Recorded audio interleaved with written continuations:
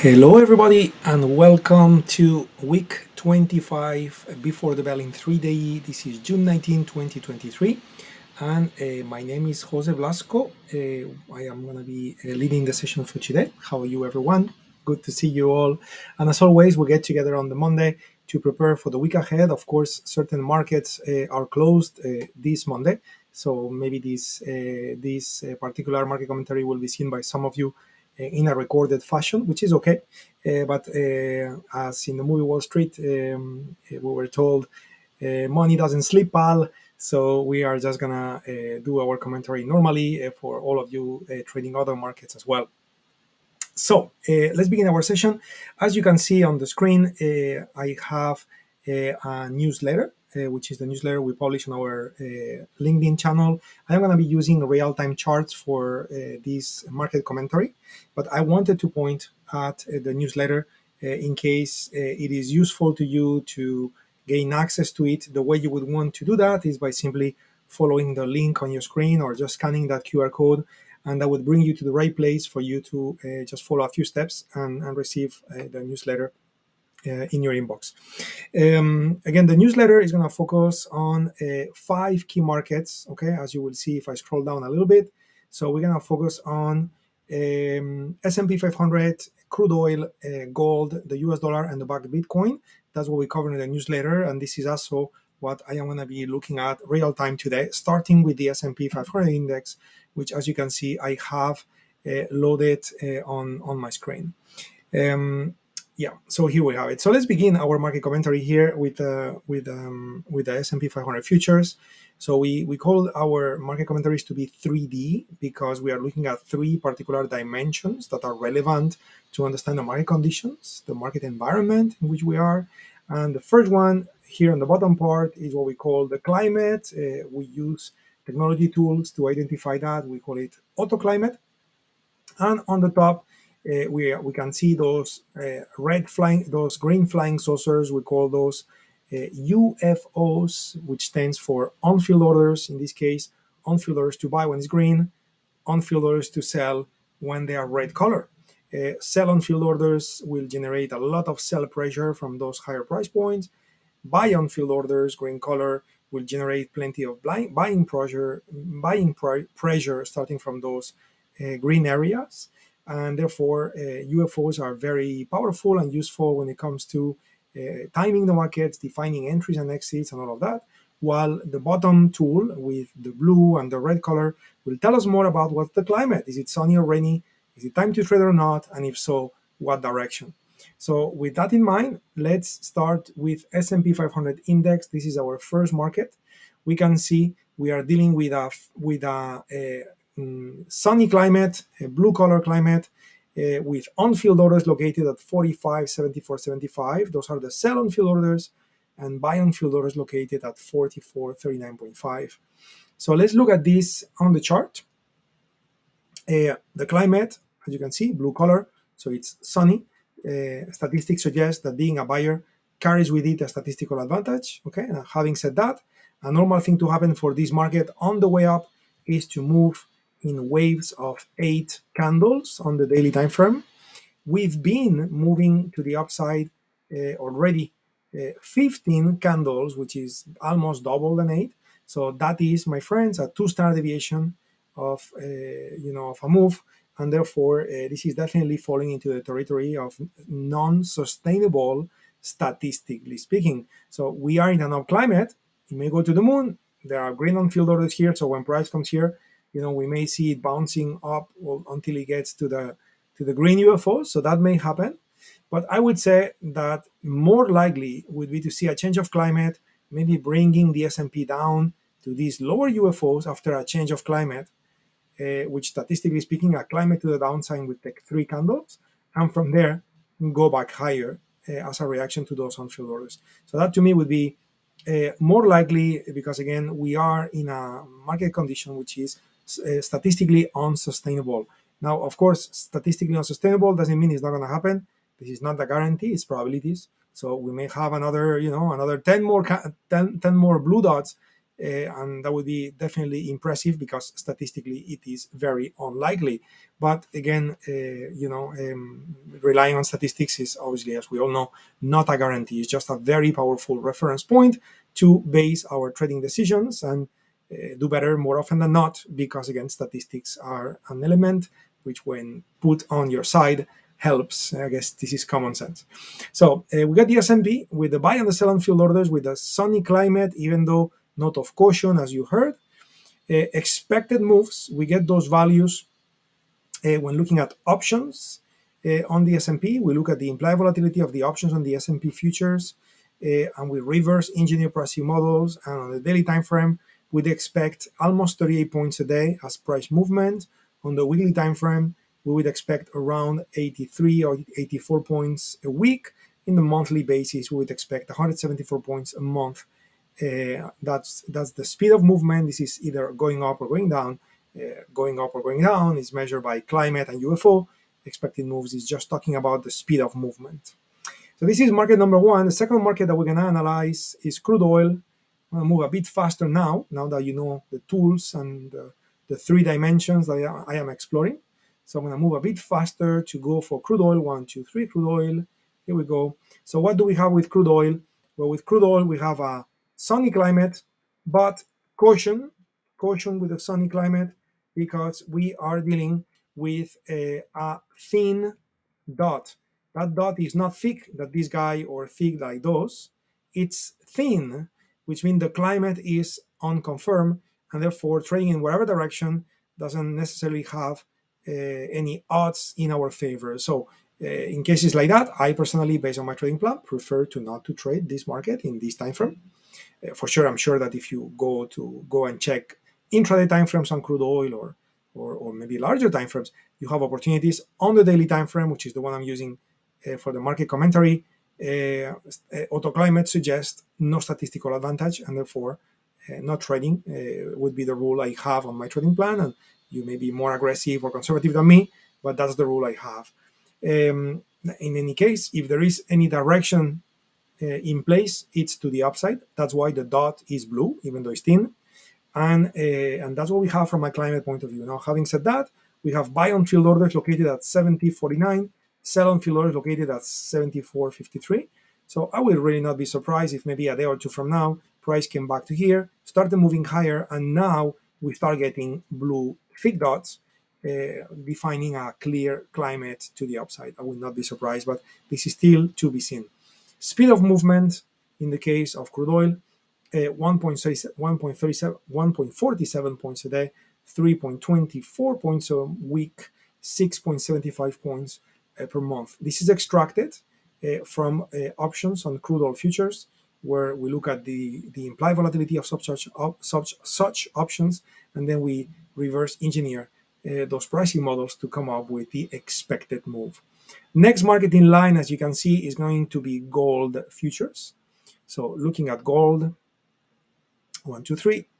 So we can see how we are also in a blue climate, which is unconfirmed, thin dot.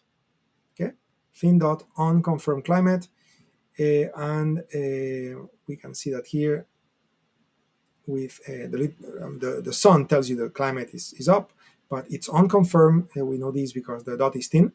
And then we can see the UFO price point, which is 228.3 to sell, 1942.5 to buy. On the chart, we can see 2028.3, 1942.5. Those are the buy on field orders, those are the sell on field orders. And we can see how price came to the buy and bounced, came to the buy and bounced. So the buy and field orders are powerful. If that gold price was to rally, the expectation is that the sell on field orders will make it fall down from that price point. So we may get to have a little bit of sideways action on gold, given the location of those UFOs and the specific climate condition that we have. We're going to have to get to see these, but definitely implied volatility for gold futures dropped by a lot. If you look at the values we had last week, were more than today. So 15.37 is the expected move in a day, 33.84 points per week, 70.44 points is the expected move in a month. And this is extracted from looking at options on gold futures and looking at their implied volatility and reverse engineer the pricing models. US dollar is the next market in line. So let's load US dollar index. And we can see that, to be honest, there's been a very exciting market where some time from now we had a significant move to the upside. And in the past week or two, we had very powerful move to the downside. So we are in a down climate for the dollar. We've been in this climate for 7 candles. Statistics suggest a normal thing to happen is to be in this climate for 5 candles. So this market may be getting a little bit tired. And as you can see, as the market is getting tired, it hit on the prior trading day. Our green UFO started bouncing, and probably dollar will go up. Now, if it goes up, we got 1, 2, and 3 UFO there. So sooner than later, we should see the dollar to go back down. Okay, so careful with that. So 100 plus, 102.23, we got sell on field orders. 101.635, we got buy on field orders. So 101.365 is 63.5 and 102.235. These are the locations for the orders. We are in a down climate, red color, rainy, and the expected moves are 0.38 points a day, 0.84 points per week, 1.76 points per month, which also is less implied volatility compared to the prior week when we met. And this has a lot to do with these UFOs being there. If those UFOs are there and when price comes up, it's going to bring it down. And that UFO is here so close to the red and it's going to bring the price up. So we are about to see a sideways market. And if that's the case, then the implied volatility of the options is very low. And that's why we see lesser values compared to the last week. And then the last market for us to observe today is the bakkt Bitcoin, which I am loading real time here, where we can see we are also in a down climate, 6 out of 6. So we just reached a 1 standard deviation of price movement to the downside. So it could last a little longer, but of course, every day that passes, it's less likely that it will continue moving lower before a change of climate. And currently, we are trading at this price point, 26,050, with sell on field orders located at 2607 and buy on field orders located at 24,800. So that's where we are at. And, again, same story. Those green and red UFOs in the case of Bitcoin right now, not the prior weeks, but right now, yes, they are quite close to each other. So we may get to see sideways price action in line with those UFO values, 26,807 and 24,800. And we can see that with the daily, weekly, and expected moves to be less than the last week as well. 779 per day, 1,715 per week, 3,571 per month. Those are the expected moves. Anyway, so you have seen me go through 5 markets doing certain market analysis with our tools. To be able to analyze the markets, you need to process market data. There's plenty of market data that cannot be processed by the eye. If you're looking at a chart manually, like a classical technical analyst, so of course you're looking at the candlesticks or the bars, and you draw your lines. But if you are looking at the market in a more advanced, modern manner, more intelligent, if you wish, so we are now using technology, processing different types of market data, level 1 data, volume, tick, ratios, all sort of things. And these allow us to uncover those on-field orders. If you want to find out more about our technologies, you can certainly follow the link on the screen, which is pillar number 1. If you're new to what we do, I always like to think about what we do in the form of 3 pillars. Pillar number 1, which are time-saving technologies, which are patented, that gives us an edge. Pillar number 2, which is courses. These are the tools for you to use if you are not educated on how to trade yet. So we have amazing technologies on how to trade, but if we don't teach you how to use them, of course, you will be at a disadvantage. So the courses are there to help you acquire whatever knowledge you need. Maybe you already know enough about trading and you don't need our courses. So then you just go for the apps. But if you go for the courses, just know that with the courses, you also gain free access to the apps. So not only you can learn a specific set of knowledge, but you can start the practice. And talking about practice, 3rd pillar, the coaching, that is when you take that knowledge to the next level by practicing, so that knowledge actually becomes a skill. So we are there to help you from a coaching point of view. So with the tools and our help, again, assuming that you are ready for it, because learning how to trade implies a pretty decent amount of time and effort. So if you're ready for it, so then certainly we can help. Economic calendar, it's interesting this week. Many events happening, especially in countries other than the US. In the US, which is the key country in the world for financial markets, whatever happens there typically has an impact and effect in other markets in the world. This week is a bit boring. Fed testify, Fed testify. Of course, if they were to say something crazy, of course the effect would be there, but nothing too crazy is expected. Today in the US is June 19th, June 10th.